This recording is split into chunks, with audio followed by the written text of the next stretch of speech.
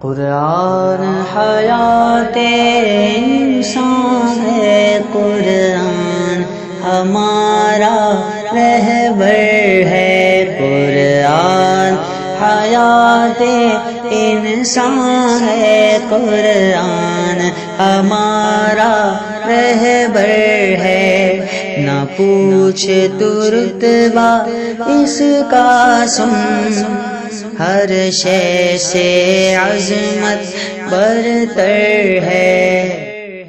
بقرہ کا آغاز کیا تھا، ترتیب جمعی کے اعتبار سے یہ دوسری صورت کہلاتی ہے۔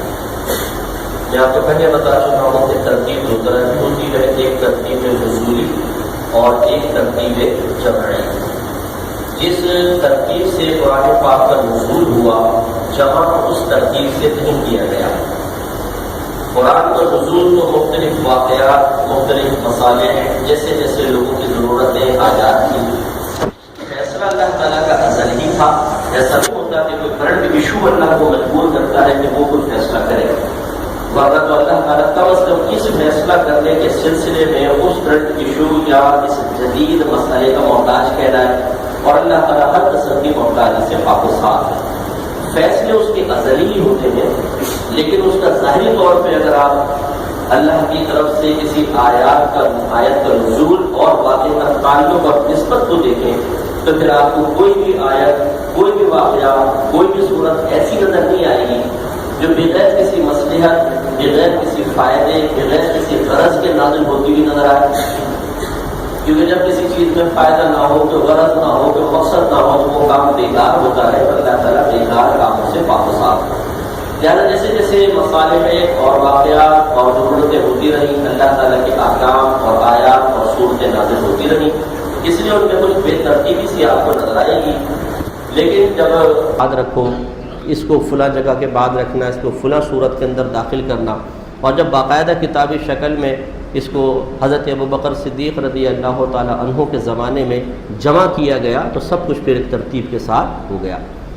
لیکن پھر بھی اس کے باوجود آپ یہ دیکھیں گے کہ آپ کو بعض اوقات مضامین میں ایک بے ترتیبی سی نظر آئے گی کہ ایک دم ایک واقعہ مثلا مومنین کی صفات چل رہی ہیں، ایک دم پھر جنت کی بات ہو جائے گی، ایک دم پھر کوئی تجارت کا واقعہ آ جائے گا یا کوئی آیت آ جائے گی۔ تو یہ اگر آپ معاذ اللہ اس جہت سے دیکھیں گے، اس نیت سے کہ پورے قرآن کو ایک ترتیب کے ساتھ ہونا چاہیے، جیسے ہم کوئی کتاب پڑھ رہے ہوتے ہیں، کوئی ناول ہوتا ہے، ایک ترتیب سے سیکوینس سے کہانی چل رہی ہوتی ہے، ایک ترتیب سے زندگی کے واقعات ہوتے ہیں، یا ترتیب سے کوئی احکام ذکر ہو رہے ہوتے ہیں، وہ چیز آپ کو بظاہر قرآن میں اس ترتیب سے نظر نہیں آئے گی۔ وجہ یہ ہے کہ اللہ تبارک و تعالی نے احکام کو جس طریقے سے نازل کیا، نبی کریم صلی اللہ علیہ وسلم پابند تھے ان کو اسی طریقے سے رکھنے کے۔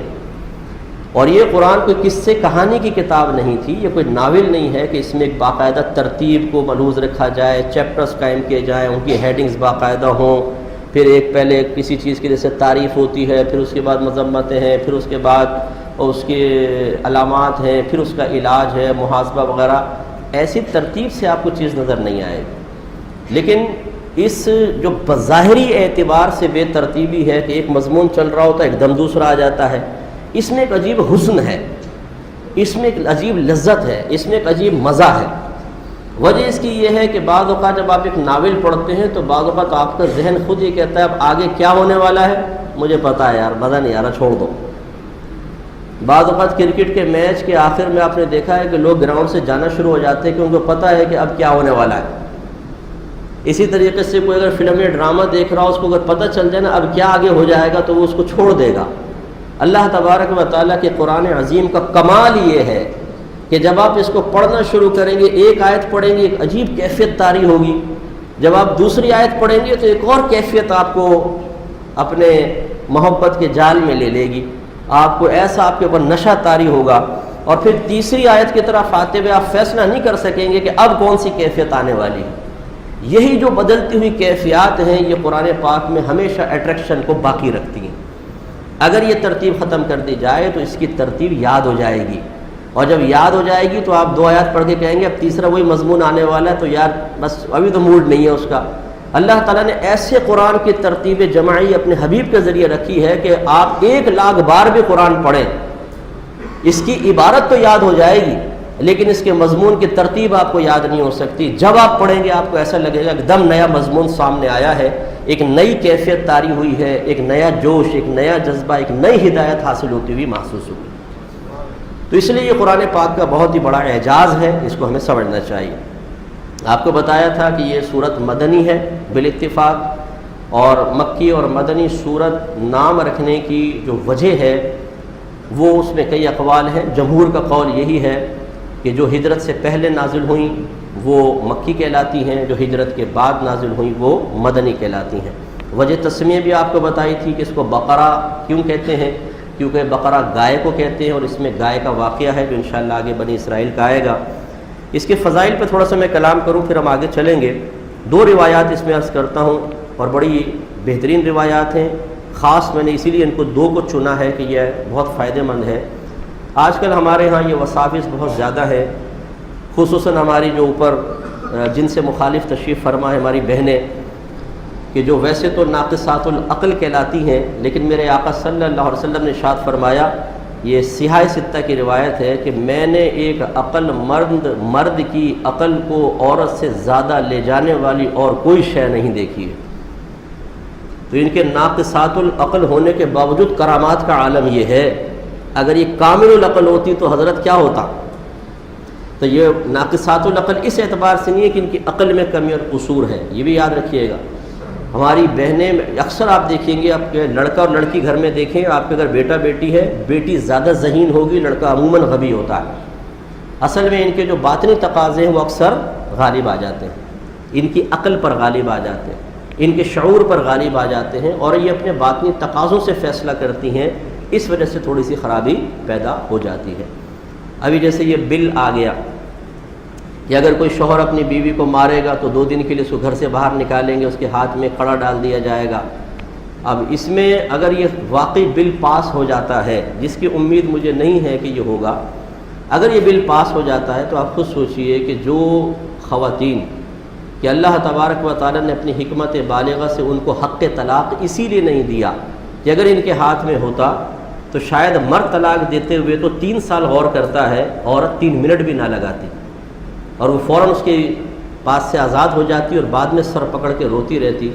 تو یہ اصل میں گھروں کو توڑنے والا ایک معاملہ ہو جائے گا. اس لیے کہ آپ خود سوچئے کہ جو عورت شکایت کر کے اپنے شوہر کو جیل میں بند کروا دے, اسے گھر سے باہر نکلوا دے, کیا اس کے بعد شوہر کے دل میں اس کی محبت باقی رہے گی, کوئی قائم رہے گا؟ نہیں رہے گی. تو بہرحال ایک ضمناً بات آ گئی, لیکن میں سمجھانے چاہ رہا ہوں کہ ہماری بہنیں جو ہیں یہ اکثر جادو ٹونے آسیب کے چکروں میں زیادہ رہتی ہیں. انہیں اگر چھینک بھی آ جائے گی نا تو بولیں گی ذرا مفتی صاحب چیک کیجئے گا, چھینکیں زیادہ آ رہی ہیں, پھپھو نے کچھ کروا تو نہیں دیا ہے. اگر شوہر تھوڑا سا بھی چڑچڑا ہو جائے گا تو اپنا قصور نہیں دیکھیں گی کہ میں نے اس کا دماغ پلپلا کر دیا چی چی چی چی چی کر کے, وہ فوراً فون کر کے کہیں گے مفتی صاحب ذرا دیکھیے گا میرے شوہر پتہ نہیں کیوں آج چڑچڑے ہو رہے, ذرا چیک کریں کسی نے کچھ کروا تو نہیں دیا ہے. تو ایسی میں اپنی بہنوں کے لیے گزارش کرتا ہوں کہ جو بات میرے آقا صلی اللہ علیہ وسلم ارشاد فرما دیں اس میں شک و شبے کی کیا گنجائش.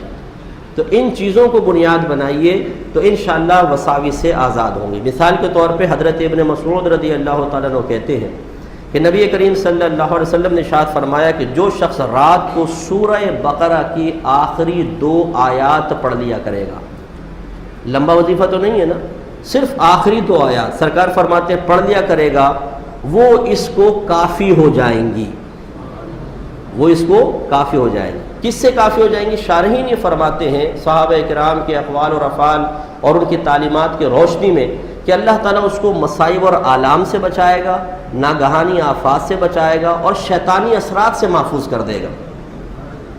یہ جو بعض اوقات عاملین کہتے ہیں نا کہ آپ پہ اثرات ہیں, اثرات کا مطلب ہوتا ہے جنات. یہ کافر جنات ہوتے ہیں جو مسلمان کو تنگ کرتے ہیں, اس کو یہ اپنے ٹرم میں یوں یوز کرتے ہیں کہ یہ آپ پر عمل اور اثرات ہیں. عمل سے مراد پھر یہ جادو ٹونا تعویذات ہوتے ہیں اور اثرات سے مراد جنات کی مداخلت بیجا کی طرف اشارہ ہوتا ہے. میرے آقا صلی اللہ علیہ وسلم نے واضح فرما دیا. تو یہ بہنیں اپنے پلے میں باندھ لیں کہ روزانہ رات کو سونے سے پہلے اگر سورہ بقرہ کی آخری 2 آیات پڑھ لیں گی, انشاءاللہ نہ کوئی تعویذ اثر کرے گا کہ تمام مصائب و آلام سے محفوظ, اور نہ شیطانی اثرات آپ کے اوپر مسلط ہوں گے. انشاءاللہ اللہ تعالیٰ اس قسم کے اثرات کو بھی دور فرما دے.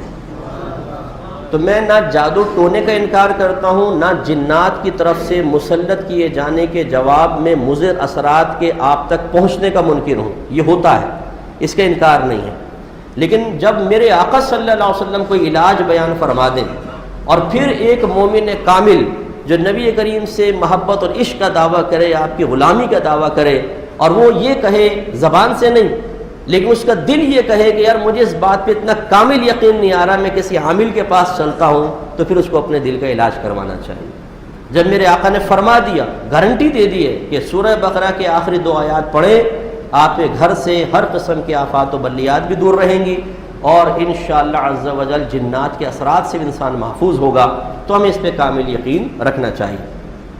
دوسری آیت دیکھیں، دوسری حدیث نسائی کی ہے اور زیادہ واضح. حضرت ابو ہریرہ رضی اللہ تعالی عنہ اس کے راوی ہیں کہ نبی کریم صلی اللہ علیہ وسلم نے ارشاد فرمایا کہ اپنے گھروں کو قبرستان نہ بناؤ.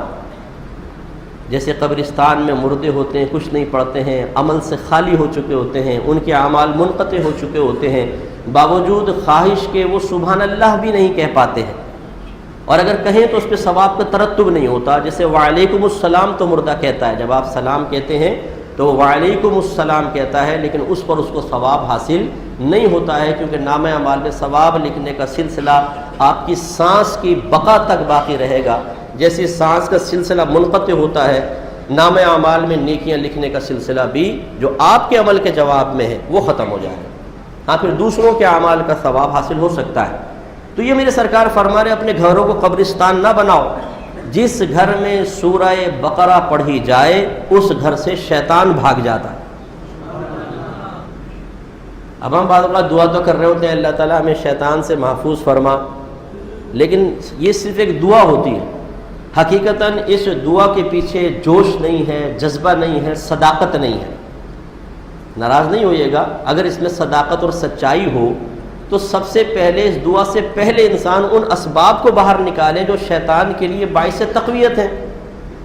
اب ہم کانوں کو ہاتھ تو لگا توبہ توبہ توبہ، اے اللہ تعالیٰ مجھے معاف فرما دے، نفس و شیطان کے شر سے محفوظ فرما. پھر بولتے بیٹا ذرا ٹی وی چلانا، ذرا بور ہو رہا ہوں، کچھ دیکھ ہی لوں. اور وہ کھول لیا، وہ کیا کیا دیکھ رہے ہیں وہ آپ کو معلوم. اور پھر کہتے پتہ نہیں شیطان دور کیوں نہیں ہوتا. جتنا ہم لاہور پڑھتے ہیں اتنا قریب آ جاتا ہے، جتنا اعوذ باللہ من الشیطان الرجیم کہتے ہیں اتنی زیادہ وساوس آتے ہیں. وجہ یہ ہے کہ وہ ہماری زبانوں میں تاثیر اس لیے کم ہو گئی ہے. اس کے کئی اسباب ہیں، جن میں سے ایک یہ بھی ہے کہ کچھ ظاہری جو اسباب ہیں انہیں بھی تو ختم کرنا ہوگا نا. پھر اس کے بعد زبان میں بھی تاثیر ہوتی ہے، عمل میں تاثیر ہوتی ہے، اور دیگر چیزیں ہوتی ہیں. اگر آپ ایک ڈاکٹر کے پاس جاتے ہیں، وہ ایک بہترین دوائی آپ کو دے کر کہتا ہے کہ یہ آپ کھائیں گے آپ کا بخار انشاءاللہ فوراً اترے گا. آپ کہتے ہیں اچھا. آپ نے گولی کھائی اور ساتھ میں آئس کریم بھی کھانا شروع کر دی، کولڈ ڈرنک پی رہے ہیں، ٹھنڈی ٹھنڈی بوتلیں، ٹھنڈے پانی سے نہا رہے ہیں، گیلے کپڑے پہن لیے، ٹھنڈی ہوا میں گھوم رہے ہیں، اور کہتے ہیں دیکھو بخار کیسے دور ہوتا ہے. تو یہ ہماری بے عملی اس دوا کے اثر کو زائل کرے گی کہ نہیں کرے گی؟ ڈاکٹر نے غلط نہیں کہا، اس نے بالکل صحیح کہا، لیکن ہم خود اپنے اعمال سے بعض اوقات چیزوں کے اثرات کو کم یا ختم کر دیتے ہیں. تو اس لیے نبی کریم صلی اللہ علیہ وسلم نے جو فرمایا بالکل حق فرمایا. گھر میں سورہ بقرہ پڑھنے کی کوشش کریں. اگر آخری 2 آیات پڑھ دیتے ہیں تو یہ بھی سورہ بقرہ پڑھنی ہے. لیکن اگر آپ روزانہ شروع سے تلاوت کر کے روزانہ 2 آیتیں 4 آیتیں کر کے سورہ بقرہ ختم کر کے پھر دوبارہ سورہ بقرہ پڑھ لیں، اور بھی دیگر جو صورتیں وہ آپ پڑھتے رہیں، لیکن خاص سورہ بقرہ کی تاثیر سرکار نے بیان فرمائی کہ گھر سے شیطان بھاگ جاتا ہے. الف لام میم کے بارے میں آپ کو بتایا تھا کہ یہ حروف مقطعات میں سے ہے. اللہ تعالیٰ اس کے معنی یقیناً جانتا ہے، اور اس کے حبیب کریم صلی اللہ علیہ وسلم کے بارے میں ہمارا عقیدہ یہی ہے کہ آپ بھی جانتے ہیں، کیونکہ جب کسی سے کلام کیا جاتا ہے تو انہی الفاظ کے ساتھ کیا جاتا ہے جو وہ سمجھتا ہو، اسی زبان میں کیا جاتا ہے جس کو وہ سمجھتا ہو. اگر ایسی زبان میں یا ایسے الفاظ کے ساتھ کلام کریں کہ سامنے والا سمجھے ہی نہیں تو اس کو پھر معاذ اللہ ثم معاذ اللہ خلاف حکمت، اور اگر ہم دوسری ذرا سطحی زبان میں کہیں تو بے وقوفی اور جہالت کہلائے گا. اور اللہ تبارک و تعالیٰ ان تمام عیوب و نقائص سے پاک و صاف ہے، اس لیے میرے آقا صلی اللہ علیہ وسلم اس کو جانتے ہیں. آگے ارشاد فرمایا ذالک الکتاب لا ریب فیہ. ذالکہ اس میں اشارہ ہے. اس میں اشارہ اس اسم کو کہتے ہیں کہ جسے کسی محسوس مبصر شے کی طرف اشارہ کرنے کے لیے استعمال کیا جائے یا اس کی طرف توجہ کو مبذول کروانے کے لیے استعمال کیا جائے۔ محسوس اسے کہتے ہیں جس کا احساس کیا جائے، اور مبصر اسے کہتے ہیں جس کو دیکھا جائے۔ تو اسم اشارہ کلام عرب میں وضع اس لیے ہوا ہے، جیسے حاذا اسم اشارہ ہے مذکر واحد کے لیے، قریب کے لیے استعمال ہوتا ہے۔ اگر عورت قریب ہے تو حاذی کہتے ہیں، اگر دور کوئی مذکر ہے تو کہتے ہیں ذالکا، اگر عورت دور ہوتی ہے تو تلکا کہا جاتا ہے۔ پھر اس کا تثنیہ ہوتا ہے، یعنی دو کے لیے، پھر جمع بھی بنتا ہے، وہ الگ بات۔ تو یہ اسم اشارہ۔ اب ایک اسم اشارہ ایسا ہوتا ہے جو قریب شے کی طرف اشارہ کرنے کے لیے اسم استعمال ہوتا ہے، ایک وہ ہوتا ہے جو دور کوئی چیز ہو اس کی طرف اشارہ کرنے کے لیے استعمال ہو۔ جیسے آپ کو بتایا قریب کے لیے حاذا استعمال کریں گے اور دور کے لیے ذالکا۔ اب یہ قرآن تو ہمارے سامنے ہے اور اللہ تعالیٰ فرما رہا ہے ذالک الکتاب لا ریب فیہ، تو یہاں پہ تو ہونا چاہیے تھا کہ ھذل کتاب لا ریب فیہ، یہ وہ ذی شان کتاب ہے جس میں شک کی گنجائش نہیں، لیکن اللہ تعالیٰ نے قریب شے کے لیے اس اسم اشارہ کو استعمال کیا جو دور کے لیے استعمال ہوتا ہے۔ کیوں؟ تو اس کا جواب یہ ہے، یہ اہل لغت اس کا جواب دیتے ہیں کہ جب عرب لوگ کسی شے کی عزت اور شان کی طرف اشارہ کرنا چاہیں تو وہ شے اگر قریب بھی ہوتی ہے تو اس کے لیے اسم اشارہ دور والا استعمال کیا جاتا ہے، اور یہ اس بات کا اشارہ ہوتا ہے کہ یہ چیز عام چیز نہیں ہے، بڑی عزت اور احترام والی شے ہے۔ اسی لیے ذالک الکتاب کا ہم ترجمہ کرتے ہیں یہ وہ ذی شان کتاب ہے، یہ وہ شان والی کتاب ہے۔ تو یہ بات یاد رکھیے گا، یہاں اعتراض ہے اور اس کا یہ میں نے آپ کو جواب دیا۔ تو اللہ تعالیٰ فرماتا ہے ذالک الکتاب لا ریب فیہ، کتاب، ذالک الکتاب، یہ کتاب ذی شان کتاب۔ اب کتاب سے مراد کون سی کتاب ہے؟ اب کوئی شخص کھڑا ہو کر کہے کہ بھئی اس کتاب سے مراد توریت ہے، اس سے مراد انجیل ہے، تو اس کا کوئی نہ کوئی جواب تو ہونا چاہیے نا۔ اسی لیے یاد رکھیں کہ قرآن پاک کی تفسیر بسا اوقات قرآن پاک سے نہیں ہوگی بلکہ حدیثوں سے ہوگی، پھر بعض اوقات حدیث خاموش ہوگی تو صحابہ کرام کے اقوال کی طرف آئیں گے۔ لہٰذا یہاں ذالک الکتاب سے مراد قرآن ہے، اور صحابہ کرام نے اس کی تفسیر بیان فرمائی کہ کتاب سے مراد یہاں خاص قرآن ہے، دیگر آسمانی کتابیں نہیں ہیں۔ اور یہ الکتاب پر الف لام داخل ہے، ایک ہوتا ہے کتاب، ایک ہے الکتاب۔ کلام عرب میں جب کسی اسم پر یا ناؤن پر الف لام داخل آپ کرتے ہیں تو وہ بھی اپنا ایک کام کرتا ہے، اس کا بھی خاص ایک معنی ہوتا ہے۔ تو ایک معنی اس کا یہ ہوتا ہے، بعض اوقات جیسے آپ کہیں انسان تو کوئی بھی ہو سکتا ہے، لیکن جب آپ الانسان کہیں گے تو بعض اوقات ایسا ہوتا ہے ہم کسی خاص انسان کے بارے میں کلام کرنا چاہتے ہیں، وہ متکلم جانتا ہے یا مخاطب جانتا ہے، تو ایسے الف لام کو کہتے ہیں الف لام عہد خارجی۔ اگر لفظ یاد رہے، الف لام عہد خارجی کا، اس سے مراد یہ ہوتا ہے کہ جس لفظ کے اوپر یہ الف لام داخل ہے وہ لفظ ایک مخصوص چیز کے لیے ہے، ہر ایک یہاں پر مراد نہیں ہے، تو ہر کتاب مراد نہیں ہوگی بلکہ مخصوص، اور وہ ہے قرآن عظیم۔ تو ذالک الکتاب لا ریب فیہ، ریب کہتے ہیں شک کو، لیکن کلام عرب میں ویسے تو شک کو کہتے ہیں، لیکن یہاں وہ شک مراد ہے جس میں تہمت بھی شامل ہو، ایک الزام بھی شامل ہو۔ جیسے ایک تو ہے نا کہ ایک شک ہے، یار مجھے شک ہے پتہ نہیں سورج نکلا کہ نہیں نکلا، جیسے آپ گھر میں ہیں، اس میں کسی پر تہمت تو نہیں ہے نا، لیکن ایک ہے کہ آپ مجھ سے کوئی بات کہہ رہے ہیں اور آپ کے جانے کے بعد میں کہوں کہ یار مجھے شک ہے یہ پتہ نہیں صحیح کہہ رہا ہے غلط کہہ رہا ہے، اس میں ایک تہمت اور الزام ہو سکتا ہے کہ میں اس کو جھوٹا گمان کر رہا ہوں۔ تو ریب سے مراد وہ شک ہوتا ہے جس میں تہمت بھی شامل ہوتی ہے۔ تو اللہ تعالیٰ نے ابتدا میں ہی فرمایا یہ ایسا قرآن ہے جس میں شک کی کوئی گنجائش نہیں ہے، یعنی یہ کفار کو گویا کہ اللہ تعالیٰ فرما رہا ہے کہ اس میں اس طرح شک نہ کرنا کہ تہمت لگاؤ کہ یہ نبی کا کلام ہے، جیسے انہوں نے کہا کہ یہ تو نبی اپنے پاس سے کلام بنا کر لے کر آئے، یہ کسی اللہ کا کلام نہیں ہے، کسی خالق کا کلام نہیں ہے، یہ خود اپنا کلام بنا کر لے کر آئے، یہ تو معاذ اللہ من گھڑت باتیں ہیں۔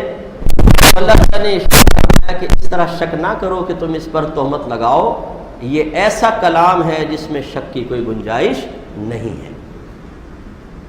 تو ایک تو ہے کہ یہاں پر اگر آپ بغض کو ہٹا دیں، کم عقلی کو ہٹا دیں، جہالت کو ہٹا دیں، دشمنی کو ہٹا دیں، اور دیانت دارانہ اعتبار سے اس کتاب کو دیکھیں تو حقیقتاً کوئی شک کی گنجائش نہیں، چاہے ہندو پڑھے، چاہے مسلمان پڑھے، عیسائی پڑھے، یہودی پڑھے، وہ اس میں شک کر ہی نہیں سکتا کہ یہ کسی مخلوق کا کلام نہیں، یہ خالق کا، یہ اللہ کا ہی کلام ہو سکتا ہے۔ وجہ اس کی کیا ہے؟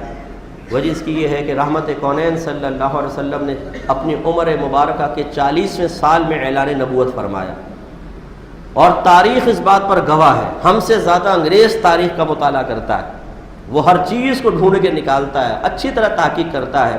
انہوں نے یہ دیکھا کہ 40 سال تک ہمارے نبی کریم صلی اللہ علیہ وسلم نے نہ کوئی کتاب ہاتھ میں لی، نہ کسی استاد کے پاس گئے، نہ اہل کتاب سے باقاعدہ رابطے رکھے، اور آپ 40 سال تک وہ کلام کرتے رہے جو عام لوگوں کا کلام تھا، جس کو عام لوگ سمجھتے رہے، اور کوئی بھی ایسا نہیں تھا کہ جس نے اس کلام کو سننے کے بعد تھوڑا سا چونکا ہو گیا، عجیب سا کلام کہاں سے لے آئے۔ وہی جو عام لوگوں کا کلام تھا میرے آقا 40 سال تک کلام کرتے رہے۔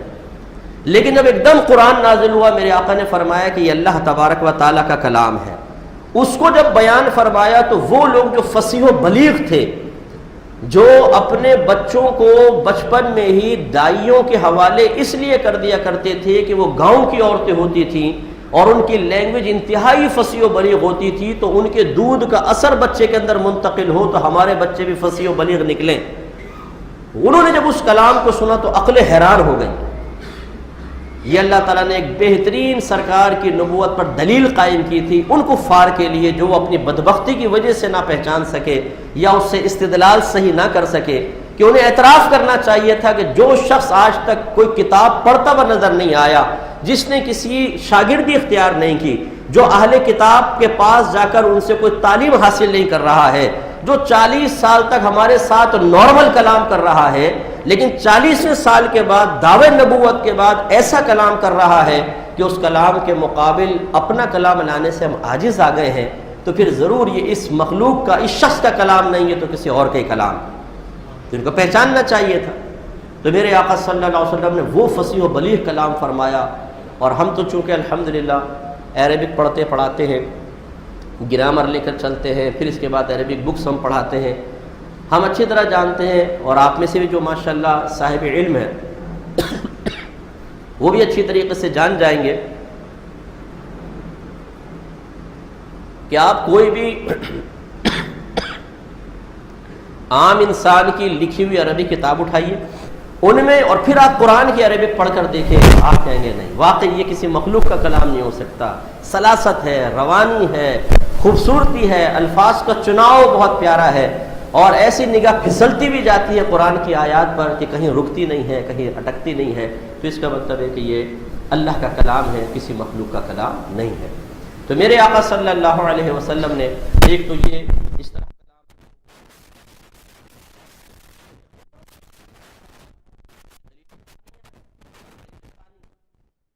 صلی اللہ علیہ وسلم کئی مرتبہ ایسا ہوا، کفار کو سازش کرتے تھے، آیت نازل ہوتی، سرکار اس کو بیان فرماتے، منافقین کمروں میں بیٹھ کر کلام کرتے، یہود آپس میں سرگوشیاں کرتے، اور اللہ تعالیٰ قرآن میں ان کے رازوں کو فاش کر دیا کرتا تھا۔ تو اسی وجہ سے ایک مرتبہ یہود کا ایک گروہ نبی کریم صلی اللہ علیہ وسلم کے پاس آیا، یہ اپنے مقام پہ آیت سے ریلیٹڈ میں ذکر دوبارہ کروں گا، اور انہوں نے کہا کہ ہم آپ پر ایمان لے آئیں گے، لیکن شرط ایک ہے۔ سرکار نے فرمایا کیا شرط ہے؟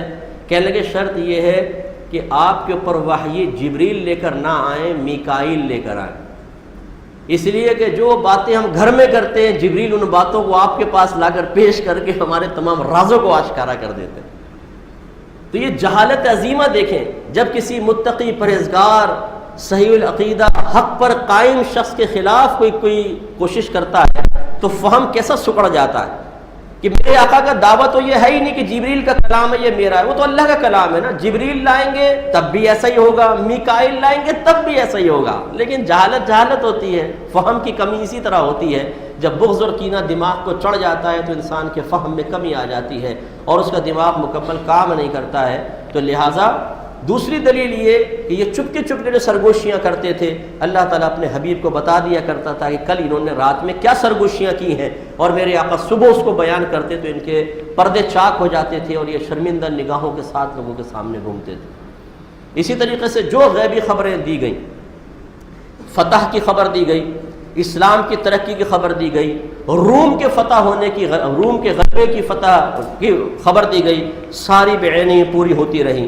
تو لہٰذا یہ دلیل ہے اس بات کی کہ یہ کسی مخلوق کا کلام نہیں، یہ خالق کا کلام ہے، اور جو ایسا کلام اس میں شک کی کوئی گنجائش نہیں ہے۔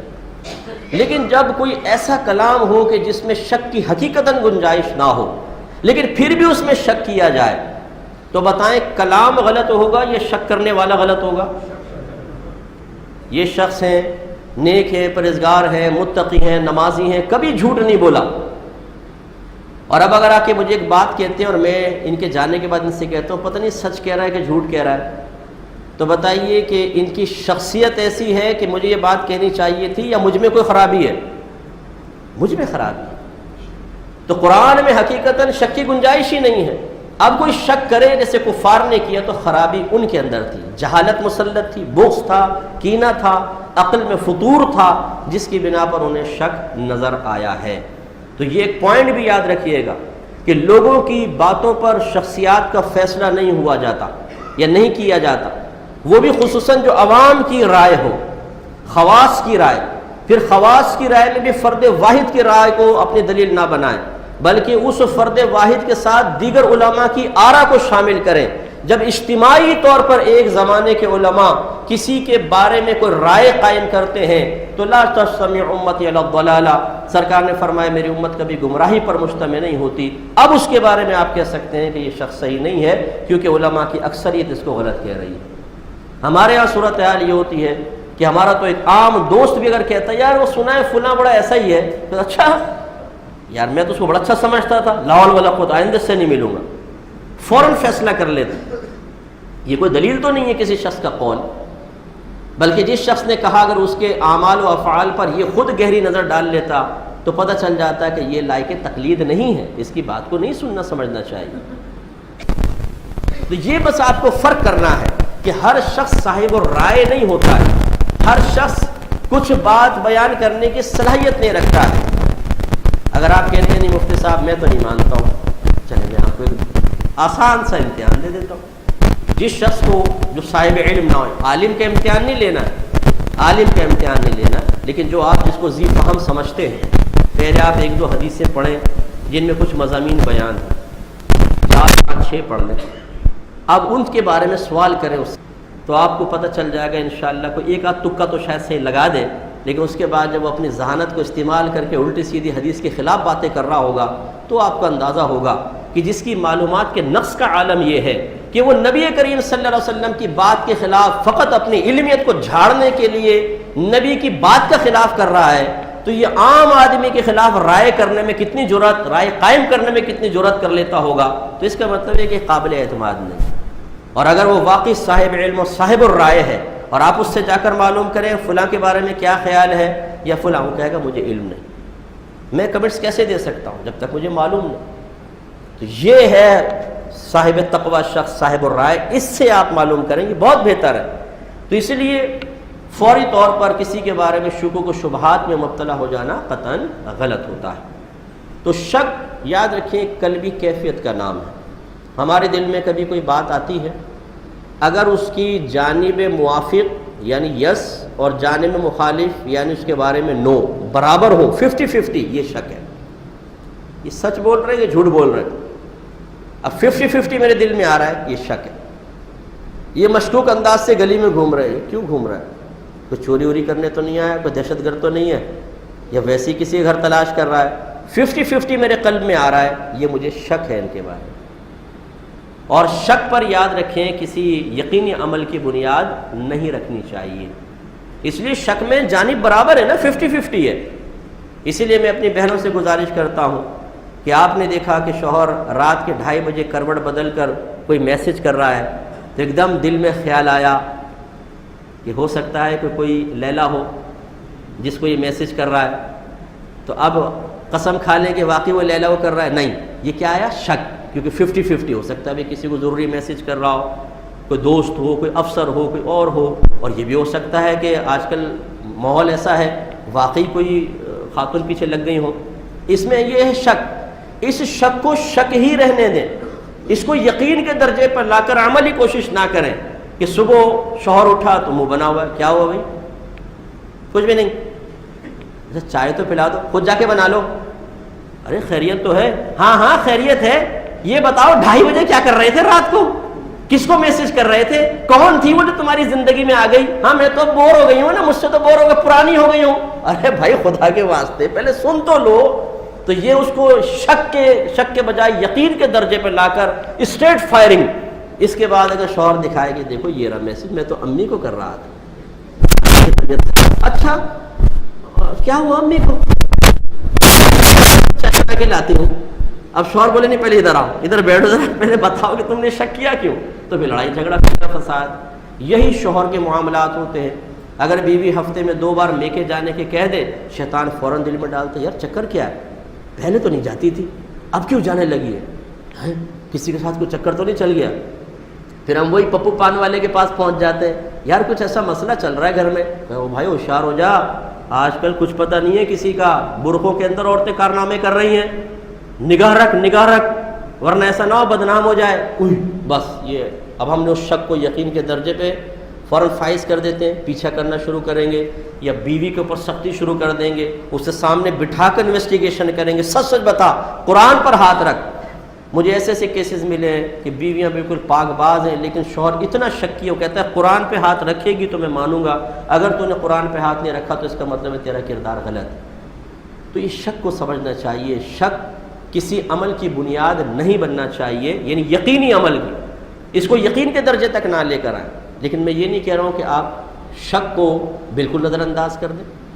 اگر آپ کا ایک بزنس پارٹنر ہے اور آپ کو تھوڑا سا شک پڑا ہے کہ کچھ یہ الٹی سیدھی حرکتیں کر رہا ہے, تو یہ نہیں کہ آپ اس شک کو ختم کریں کہ نہیں میں کیوں بدگمانی کروں, یقین کے درجے تک نہ آنے دیں, لیکن اب آپ انویسٹیگیشن کر سکتے ہیں.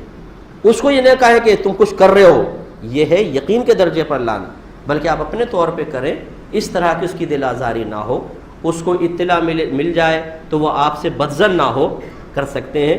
ایسی شوہر کو بیوی کے کسی عمل پر کچھ ایسا شک پیدا ہو جائے تو یوں نہیں کہ بیوی کو بٹھا کے شروع کر لے, بلکہ احتیاط کے ساتھ اگر وہ کچھ معلومات کرنا چاہے تو وہ اس طرح کر سکتا ہے, یا اپنے طور پہ تحقیق. اسی طرح بیوی کو اگر شوہر پر ہو جائے, تو آج کل شوہر بھی کم تو نہیں ہے نا, بیوی صحیح شک کر رہی ہے تب بھی کہتے تم اس پہ شک کرتی ہے, شرم کرو, حیا کرو, اپنے سرتاج پر تم ایسا کر رہی ہو, شوہر کا حق تمہیں نہیں پتا.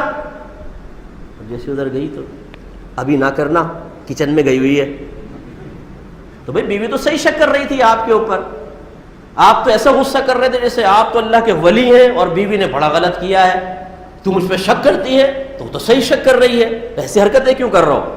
تو اس لیے بعض اوقات ایسا ہوتا ہے کہ جب پکڑا جاتا ہے مرد تو بے قراری اور بے چینی, ناپسندیدگی پیدا ہوتی ہے, بیوی کو ڈانٹنا شروع کر دیتا ہے.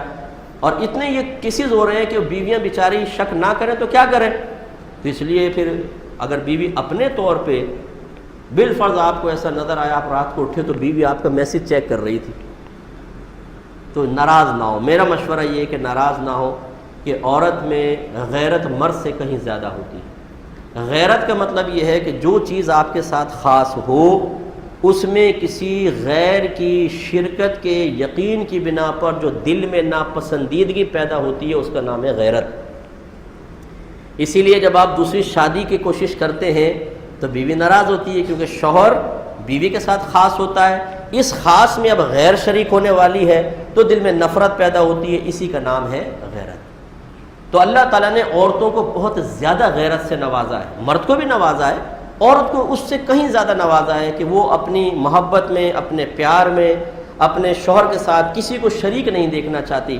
اور جب اس قسم کی چیزیں آتی ہیں تو معاشرے میں جو کچھ واقعات ہیں وہ اس کے سامنے آتے ہیں کہ کسی عورت نے شوہر کو بہکا کے اپنے ساتھ ملایا تو پہلے بیوی کو ہی طلاق دے دی, اس کو نظر انداز کر دیا. اس قسم کے وساوس آنا یہ کوئی مطلب فطرت کے خلاف نہیں ہے. اس پہ غصہ آنے کے بجائے ہم اپنی شخصیت کو اتنا صاف ستھرا اور کامل رکھیں کہ بیوی کے دل میں شک ہی پیدا نہ ہو. اور میں اکثر ایسے موقع پہ سمجھاتا ہوں کہ آپ فوراً آنکھیں بند کر کے یہ سوچیں کہ میں نہیں ہوں, میرا داماد ہے, اور یہ میری بیوی نہیں بلکہ میری بیٹی ہے.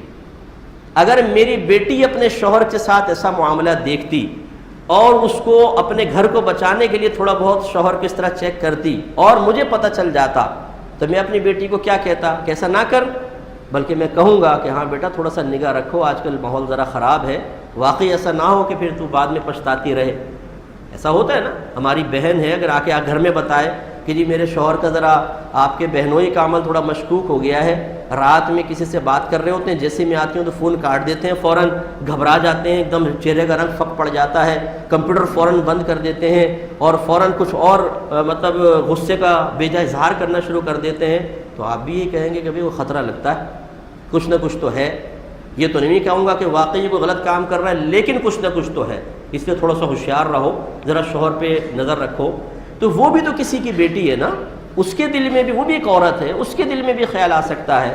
تو حتی الامکان ہم تو ہمیشہ میاں بیوی دونوں کو سمجھاتے ہیں کہ خواتین کو بھی چاہیے کہ اپنے کردار کو بالکل پاکیزہ رکھیں، اپنے اٹھنے بیٹھنے، اپنی گفتگو، اپنے میل ملاپ کو اتنا صاف ستھرا رکھیں اور اتنا شوہر کے سامنے ظاہر رکھیں کہ کبھی دل میں بدگمانی پیدا نہ ہو۔